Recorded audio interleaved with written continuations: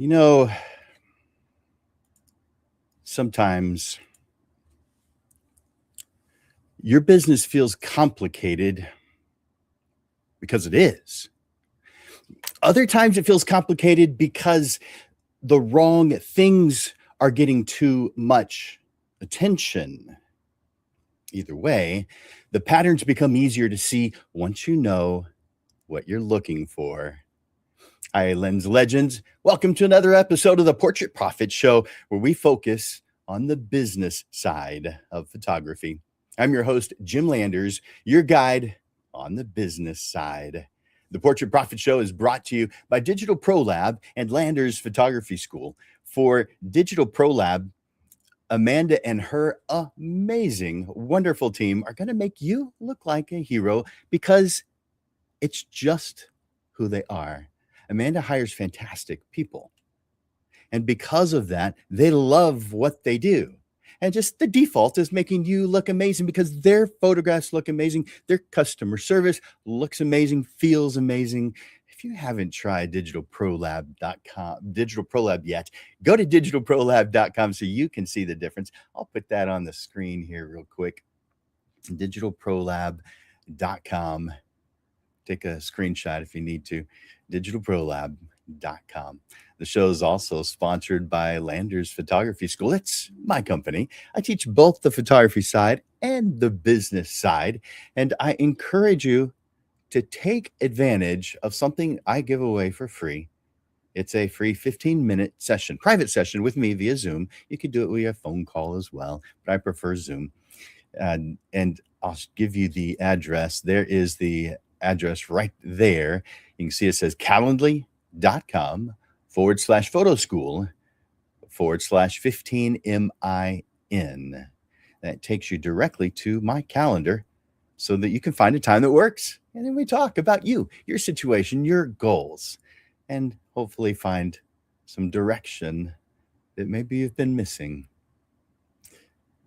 I also encourage you to go to the comments section and add in any questions or comments that you have throughout this lesson today.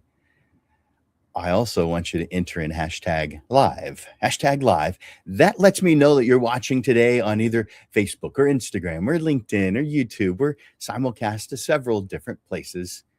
And for those of you who are watching the replay, please enter in hashtag replay.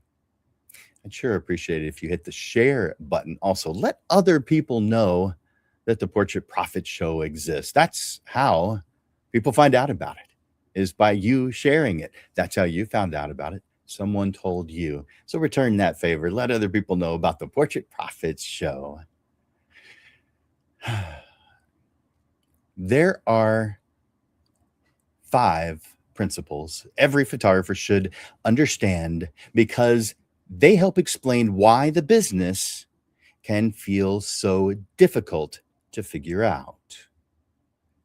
These ideas are not brand new, and implementing just one won't magically change everything. The value is in seeing how they work together and how often they show up in day-to-day decisions of your business. These principles come from psychology, business, time management, decision making, and human behavior. But once you use them in your business, they help explain why confidence changes as we grow, why tasks take longer than they should, why some actions create better results than others, why people frustrate us, and why the business itself needs to be shaped around the life you want. Now, as you hear each principle, don't just listen for the definitions. Listen for where they are already showing up in your own business. Look for the tasks that are stretching too thin or too long. The advice that sounds confident but lacks depth. Listen for the activities that feel productive but produce very little. Listen for the moments where better communication could reduce frustration and the decisions that should be measured against the life we want to build. This is where this That is where this becomes useful. These 5 principles are not just ideas to remember, they are lenses that you can use to make better decisions, to protect your time, focus your effort, preserve your creative energy tank, and shape your business that supports your ideal life. Chapter 1.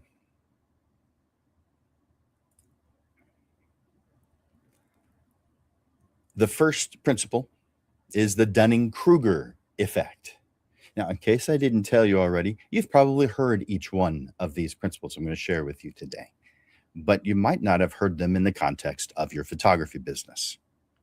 So the first principle is the Dunning-Kruger effect.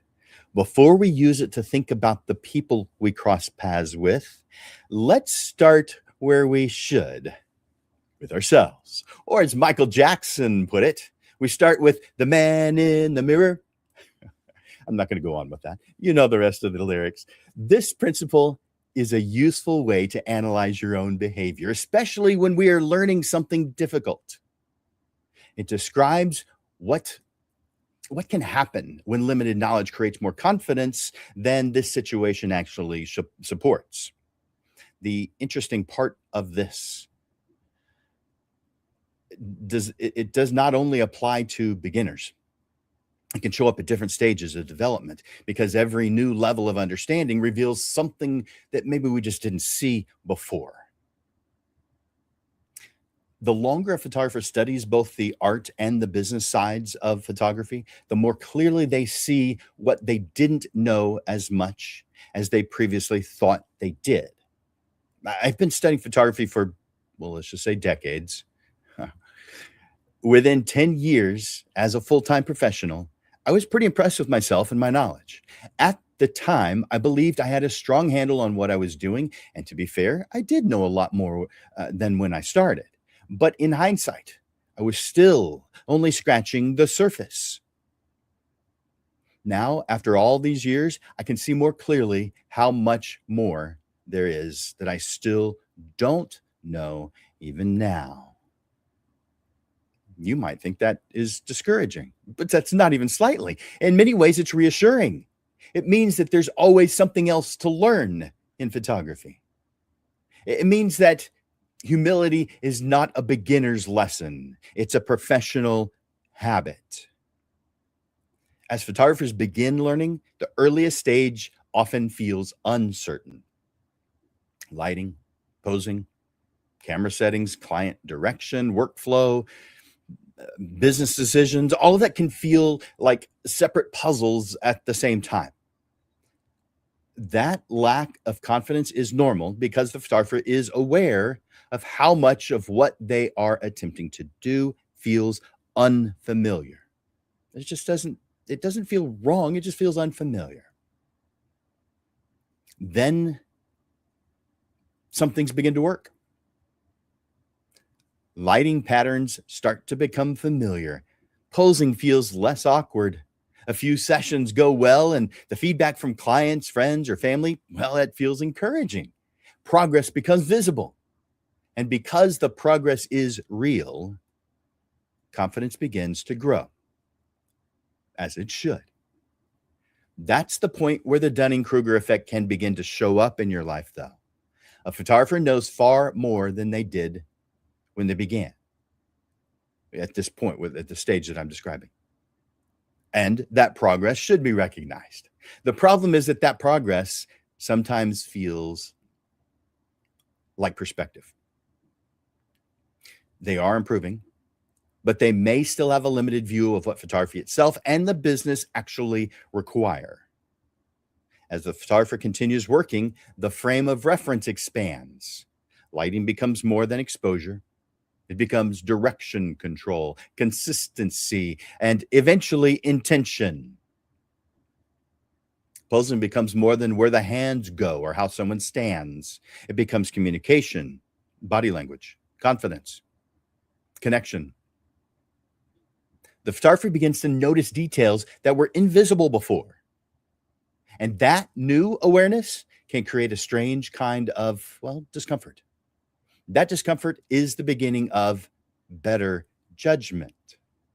This is where humility becomes useful. I'm not talking about the kind of humility that makes a photographer shrink back, apologize, or second guess every decision. I'm talking about the kind of humility that allows a person to keep learning with honesty. That kind of humility creates a room. Well, it creates room to process, to look clearly at the images, look clearly at the process, the pricing, the marketing, and the client experience. It allows the photographer to ask better questions. What's working? What's unclear? What am I assuming? What are my ideal clients responding to? Where am I confusing compliments with results? The same principle applies to the business side. A photographer may believe their marketing is working because people compliment their work, but compliments and inquiries are, well, different things. They may believe that their pricing is clear because it makes sense to them, or because it resembles another photographer's pricing, while prospects are still confused. They may believe their client experience is strong because, well, no one's complained, while clients may simply be moving on without even saying anything. So therefore, nothing would have caused you to know.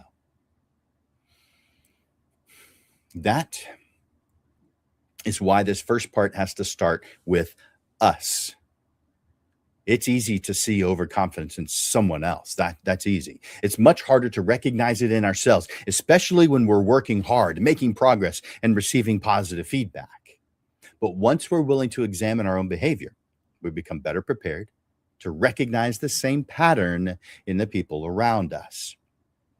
I mean, we all cross paths with people who speak with great certainty about things they don't understand. Sometimes it's another photographer giving business advice after one strong marketing effort. Sometimes it's a prospect or a client who believes the session should be simple because they only see the final image, not the planning, lighting, posing, editing, preparation, and the judgment that's behind it. Sometimes it's a random person online giving confident marketing advice. It sounds like, it sounds polished, but has very little practical experience behind it. Certainty sounds convincing. That is why this principle matters. A person can speak with confidence and still be missing the larger picture. I have come across people with degrees in whatever it is, who people without degrees are much smarter than. A degree does not make you better than everyone else. It may make you better in some areas, but it can give you overconfidence to think that you're better. They may know one piece of the puzzle and mistake what they do know for the whole thing. They may have one success that turned into a universal rule. They may repeat advice they heard from someone else without understanding the conditions that actually made it work. When someone gives advice, listen for depth. Can they explain why it works? I mean, if you ask a question and they fall apart, they can't answer, they get frustrated or flustered, Dunning-Kruger. Can they explain it when it doesn't work? Can they describe the conditions, the trade-offs, the consequences? Or are they simply speaking with confidence because they've not yet encountered the complexity? That distinction matters. Confidence and understanding are not the same thing. The more a photographer understands, the more they can see. This is the true value of the Dunning-Kruger effect. It is not an insult at any stage of development. It's not a reason to distrust someone who comes across as confident. It is a reminder that confidence becomes more useful when it's supported by awareness. An increasing confidence gets a photographer moving. When you feel confident, you get moving. You do. It's true. So it's a good thing. But it's humility that keeps them improving, keeps you improving. Discernment helps You evaluate the advice, opinions, and criticism that you're receiving from others. And over time, that shift from certainty to awareness becomes one of the signs that a photographer is building something more stable than talent alone. You know, about the next principle.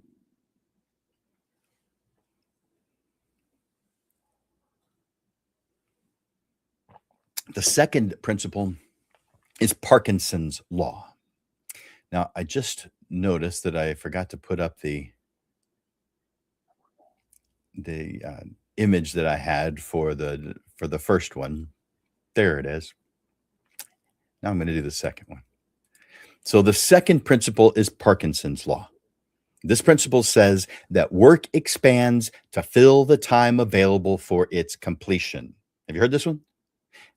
In other words, when we give a task more time than it needs, the task often grows to fit the space we allowed it to occupy. Hmm. This shows up constantly because so much of what we do has flexible edges. Editing can take 2 hours. It could also take 2 days. It could take 2 weeks or more. A social media post can take 15 minutes or turn into an entire afternoon of overthinking. Without a clear boundary, many useful tasks become larger than they need to be.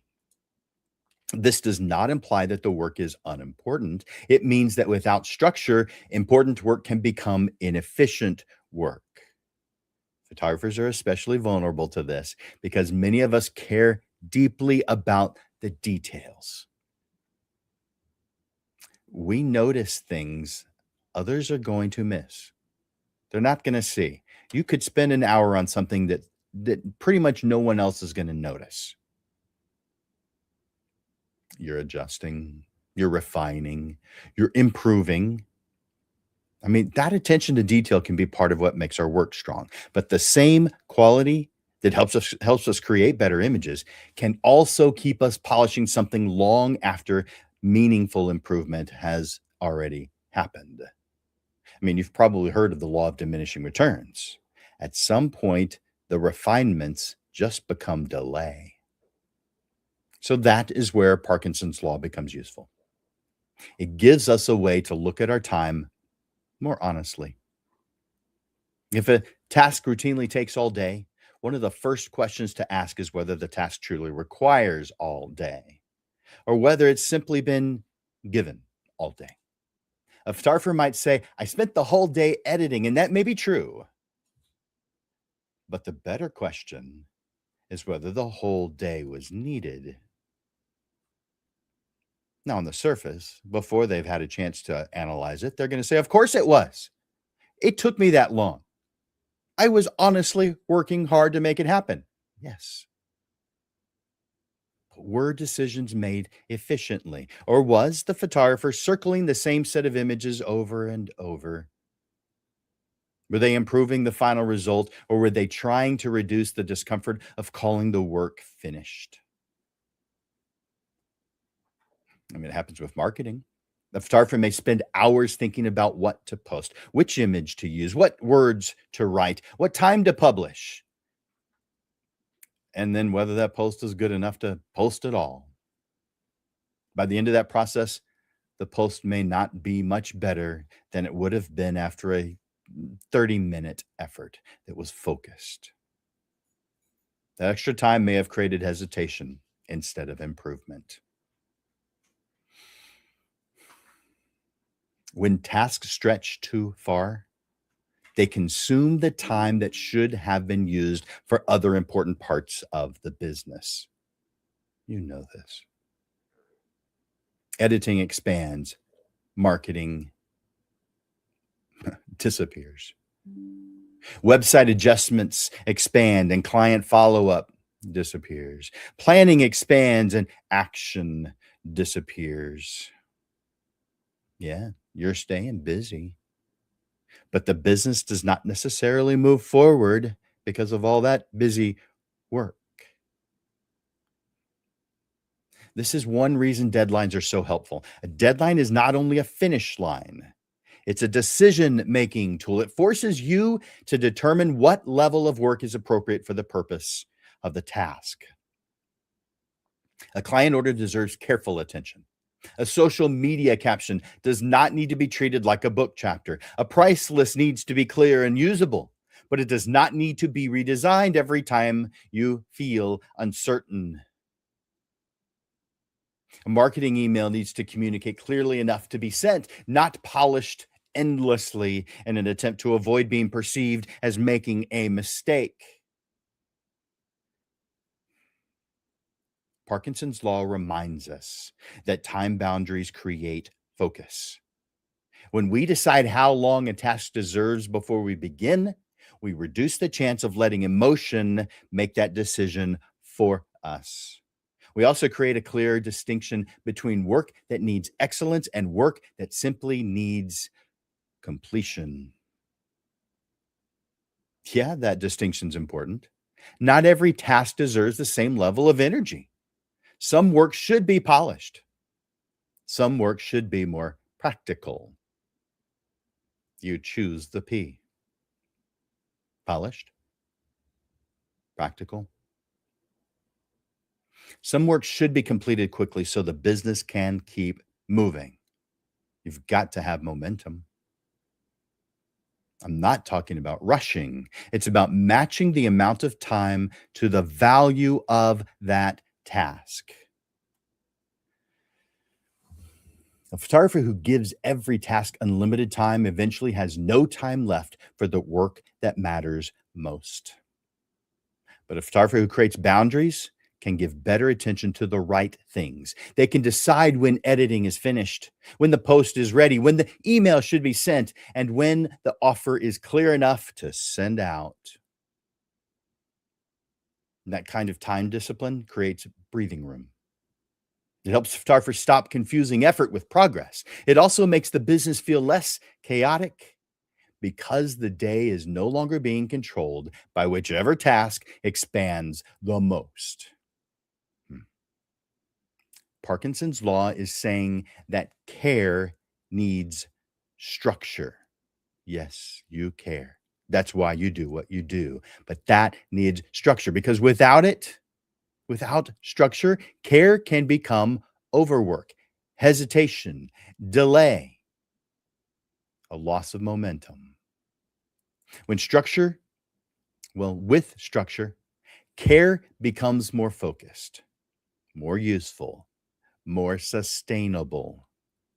You know that the goal is not to fill the day with work. So purposefully use your valuable time to move the business in the direction it needs to go. You guys resonating with this? You hearing it? Does it make sense? Have you heard some of these before? We've done 2 of the 5. Let's move on. By the way, if you'd like today's handout, just send me an email, jim@portraitprofits.com, jim@portraitprofits.com, and I'll send you the handout for today's lesson.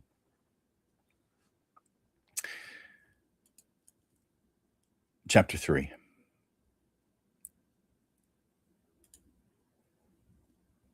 The Pareto Principle, the third principle that I'm sharing with you today, often called the 80-20 rule. It suggests that a large percentage of results often comes from a much smaller percentage of actions. In simple terms, not everything you're doing right now contributes equally to the outcome that you want. Running a business can create the feeling that everything you're doing matters. Otherwise, you wouldn't be doing it. The website matters. Social media matters. Email matters. Referrals matter. Networking matters. Editing matters. Client communication matters. Pricing matters. Follow-up matters. The challenge is that when everything feels equally important, you end up spreading attention across too many distractions at once. The Pareto Principle gives us a better question to ask. Instead of asking, what else should I be doing?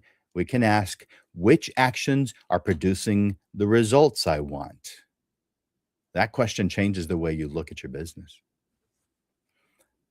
I forgot to put this up. You may discover that most inquiries come from a small number of referral sources. You may realize that one type of session produces a large share of your profit. You may find that a small group of past clients creates the most amount of repeat business or word of mouth referrals. You may recognize that a few clear messages connect with ideal clients far better than the many posts you've been creating just to stay active. It means the work that you do does not carry equal weight.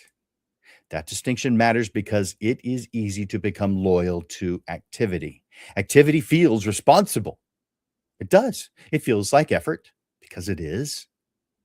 It gives the day structure. But would you rather be busy or effective? You can post often and still attract very few qualified prospects. You can spend hours adjusting a website and still leave visitors unclear about what to do next. You can create new offers, new discounts, new promotions while ignoring the few relationships that have already proven that they can lead to better clients and more clients. Because the Pareto Principle invites you to look for the meaningful few.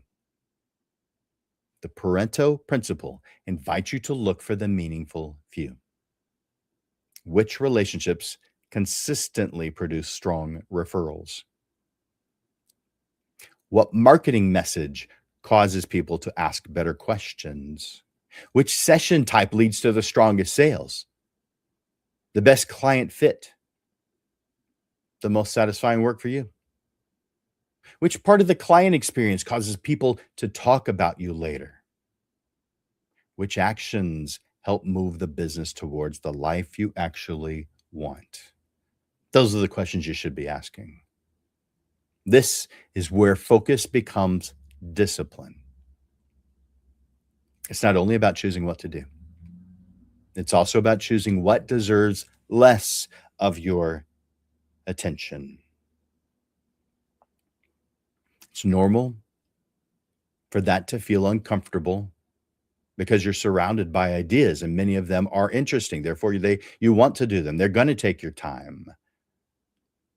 Besides, there's someone always promoting a new platform, a new trend, a new editing style, a new marketing tactic, a new way of packaging sessions. There's always new stuff coming up. It's exciting. It's interesting. Some of those ideas may be really good. But just because you perceive something as good in no way implies that it's right. A good idea can be the wrong idea for your business that you're trying to build.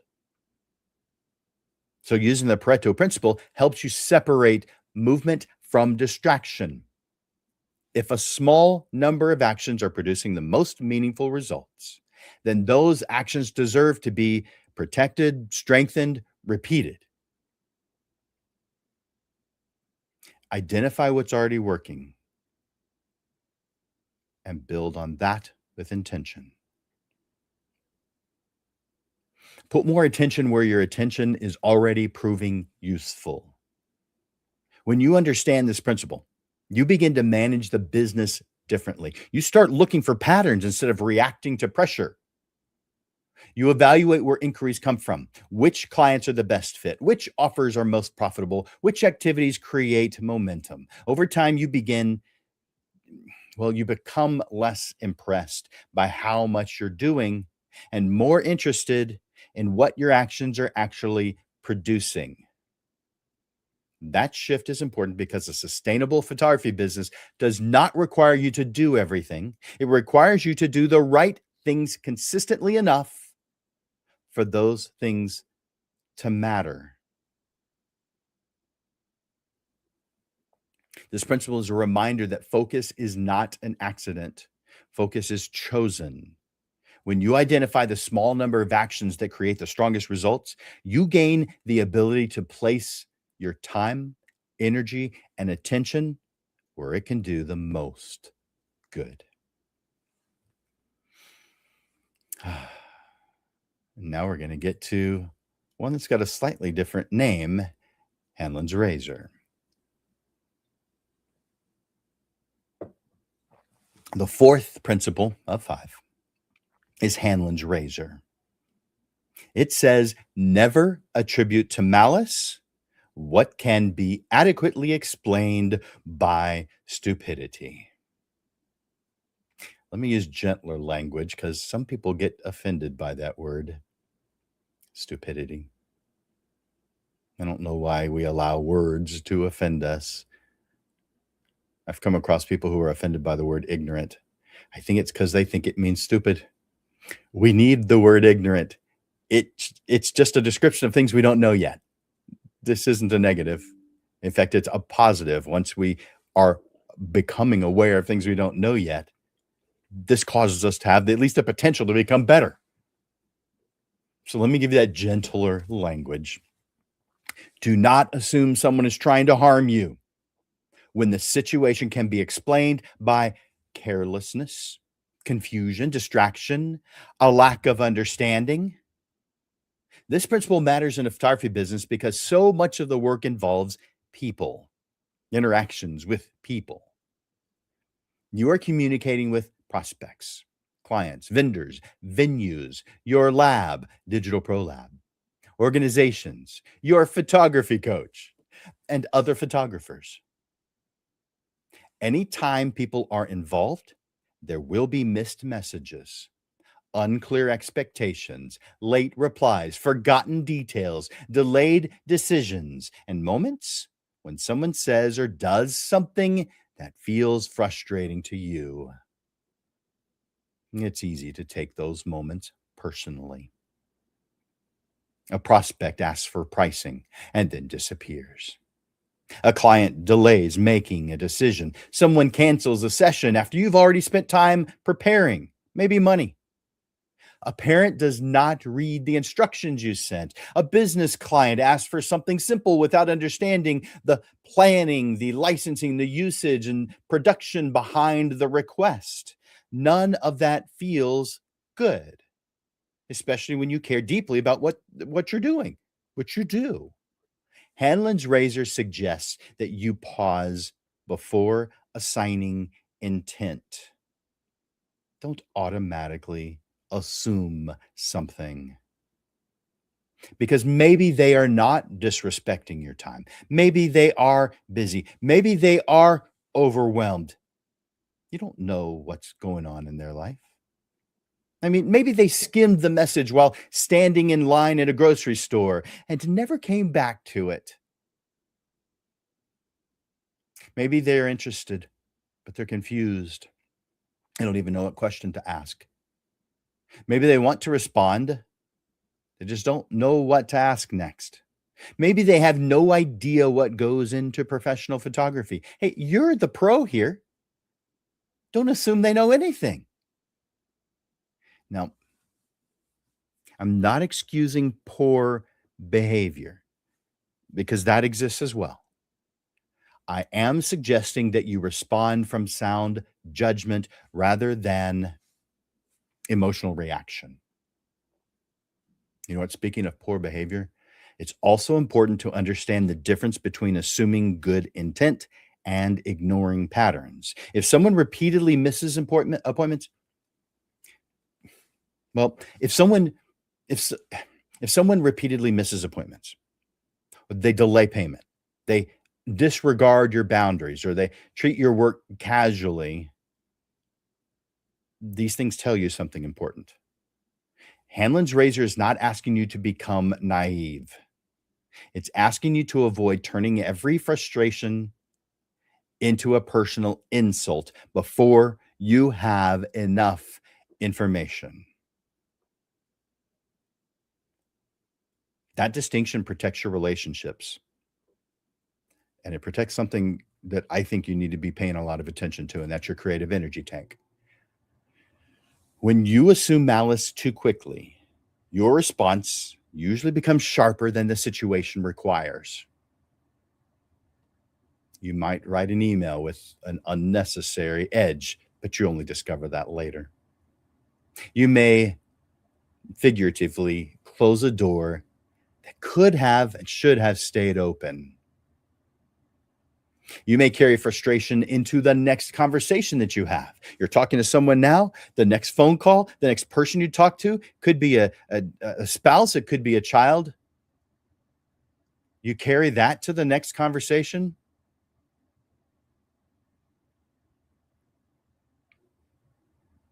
You may create tension where a little clarity would have solved the problem.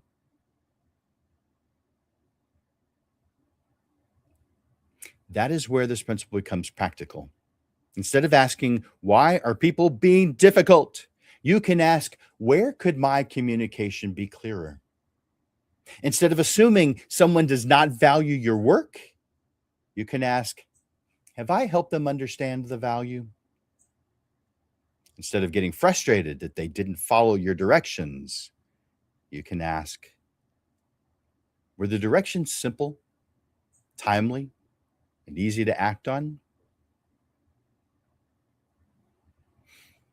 This does not place all responsibility on you, but you can't fix a problem without taking ownership of that problem. People do still make their own decisions, and some people will simply not be a good fit for you. But as the professional, you have the opportunity to create systems that reduce friction. Clear emails, clear pricing, clear expectations, clear timelines, clear boundaries, clear next steps. All these things prevent many problems before they could even have the opportunity to appear. Hanlon's razor also helps when receiving advice or criticism. Someone may say something careless about your work, your pricing, your process, your business model. Before turning that into an emotional energy, before turning that into an emotional injury, it helps to consider whether the person actually understands what you are building. They may be speaking from a limited experience. They may be speaking from personal preference, or if it's another photographer, from an entirely different business model. Their words may not deserve the weight that you may be giving them. This is especially important online, where confident opinions are easy to find and context often missing. A comment can sound personal when it was simply thoughtless. A critique can feel authoritative when it's just based on a different goal than yours. A suggestion can sound helpful while being completely misaligned with the business that you are trying to build.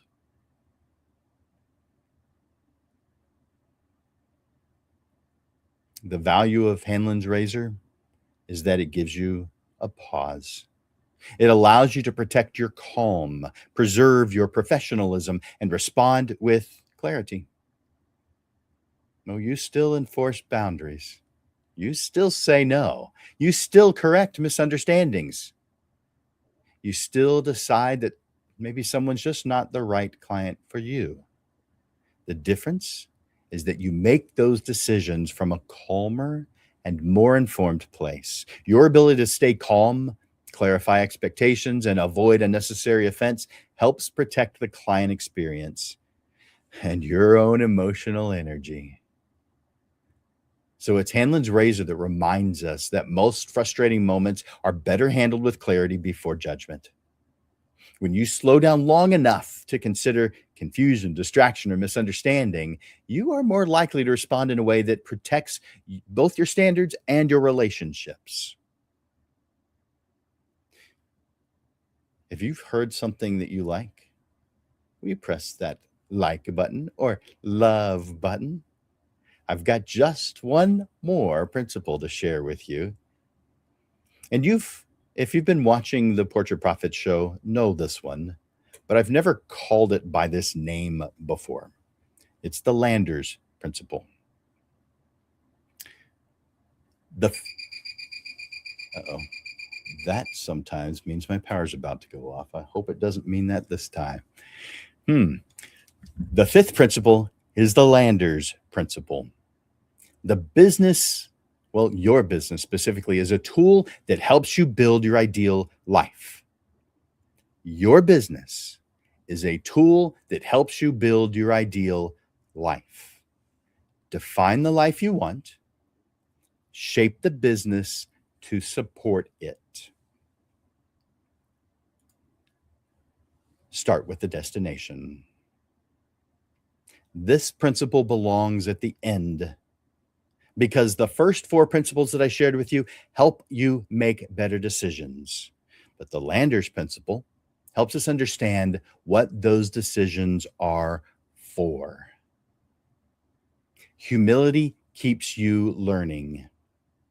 Time discipline protects your attention. Focus helps you choose the actions that matter most. Perspective helps you work with people more calmly and professionally. But all of that still needs a destination. Otherwise, you can become it better just generally running a business that still doesn't support the life you want. That's why defining your ideal life must come first. Before deciding what to offer, what to charge, how often to work, which clients to serve, or which opportunities to accept, you need to know what you're trying to build. Your business is not separate from your life. It affects your schedule, your income, your energy, your relationships, your creativity, your ability to enjoy the work that you love. A lot of business decisions look good when they are viewed independently. A weekend grouping of mini sessions can look good. A discount request can look good. A new personal project can look good. A referral opportunity can look good. A new platform, a new promotion, a new offer, or a new pricing model. All of these can look good, or at least reasonable. The problem is that good choices are not necessarily the right choices for the destination that you've chosen. That's where many people get pulled in directions that they never intended to go. Oh, they're working hard. They are staying active. They improve their images. They respond to inquiries. They keep adjusting the business. From the outside, it may look like progress. From the inside, it feels like progress. But man, once you step back, the question becomes clearer. Is this business helping you build the life you actually want? The Landers principle keeps you aligned to your destination. If you want more time with family, that affects what you offer and when you offer it. If you want fewer clients with higher sales, that affects pricing, marketing, product design, the amount of guidance clients need from you. If you want a high volume seasonal model that requires a different workflow, different expectations, different systems. If you want a boutique business, that requires a different level of planning, service, communication, follow through. None of those paths is better than the others. They're all viable. The right path is the one that supports the life you are intentionally trying to build. I mean, even when you get on the road, you know this. When you get on the road and start heading in a direction, it's because you know where you're going. If you're in San Antonio, Texas, and you decide you want to go to Dallas, Texas, then you know to get on I-35 or 281. You don't get on I-10. You don't even get on 35 going south. It's the right road, just the wrong direction. But they're all good roads. It doesn't matter which road you get on. Chances are you're going to get on a good one. But does it take you where you want to go? This is why copying other businesses can be misleading. You may see someone else offering mini sessions, selling digital files, building a studio, photographing events, running ads, creating albums, or posting constantly. Those choices may be working beautifully for them. They probably are good ideas, but good ideas still need to be measured against your destination. A road can be perfectly good and not take you where you want to go. You guys hearing this? Does that sound good? Does it sound reasonable? Do you get it? Click that like button. Hit the yeah. Go to comments and enter yes. If you haven't already, enter in hashtag live. Once you define your ideal life, business decisions become easier to evaluate. You ask better questions. Does this offer support the schedule I want? Does this pricing support the income I need? Does this client process support the level of service that I want to provide? Does this marketing put me in the path of people who value what I create? Does this opportunity move me toward the life I'm building, or is it pulling me away from it? These questions help you separate what is merely good from what is right for the destination you've chosen. That distinction matters because there will always be more good things than you can do with the time you have, the energy you have, the attention you have. You shape the business. You define what success means to you. You design the offers, pricing, marketing, and systems that support the life you want, not simply absorb whatever time and energy that you make available to them. So before you ask, what should you charge? What should you offer? What kinds of sessions should you promote? What marketing tactics should you be using or trying? Start with the larger question. What life am I trying to build toward? Once that becomes clearer, the business decisions become clearer too. You begin to see which opportunities support the destination and which ones take you away from it. You begin to understand which good ideas belong in your business and which good ideas belong somewhere else. In my opinion, good things are equivalent to bad things, unless you planned them, because it is the right things that will take you where you want to go. Good things are good. They just aren't good for you unless you planned them along with the right things. That's the Landers Principle. Your business is a tool that helps you build your ideal life. Define the life you want. Shape the business to support it. But you start with the destination. You've just heard 5 principles. 5 different angles for looking at the business you're building.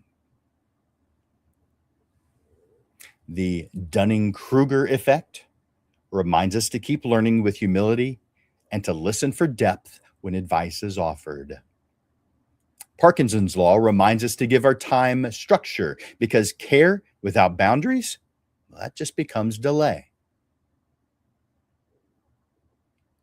The Pareto Principle reminds us to look for the meaningful few, the actions, relationships, offers, and messages that are already producing results worth strengthening.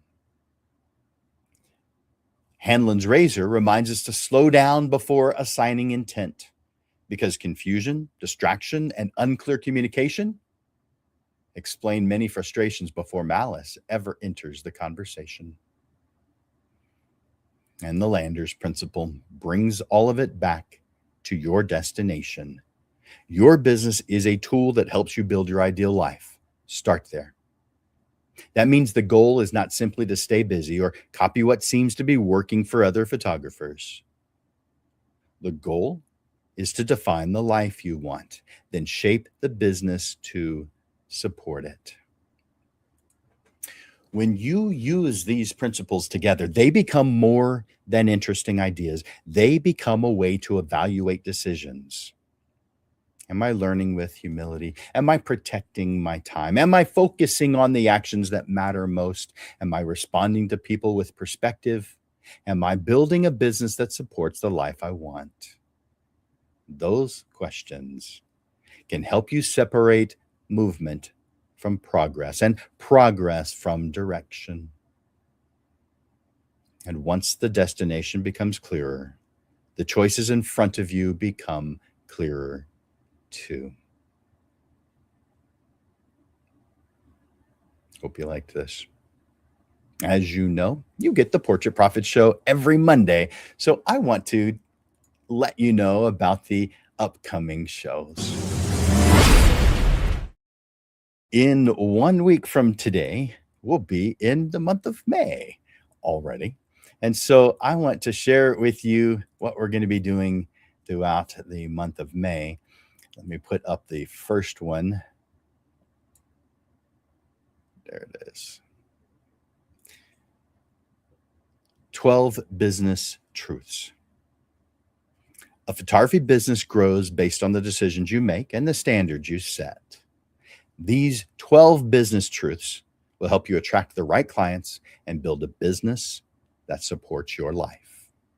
That's 1 week from today. Put it on your calendar. 1 week after that, May 11th, I'm doing an interview. Now, this one is not 100%, but put it on your calendar anyway. Every Monday at noon is when we do the Portrait Profit Show, except for the second Monday of each month, which for the month of May is May 11th. We move it to 6:30 in the evening. And I do that because I usually bring someone on. It could be a panel.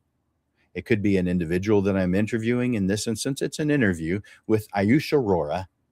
And it's called After the Session, Why Your Workflow Needs to Change. After the session is over, it feels like the hard part is done until you sit down at the computer. What follows is hours of reviewing, comparing, second guessing, and deciding which images move forward and which do not. It's time consuming. It can feel heavy. It slows down everything else in your business. In this episode, your post-production process will become efficient.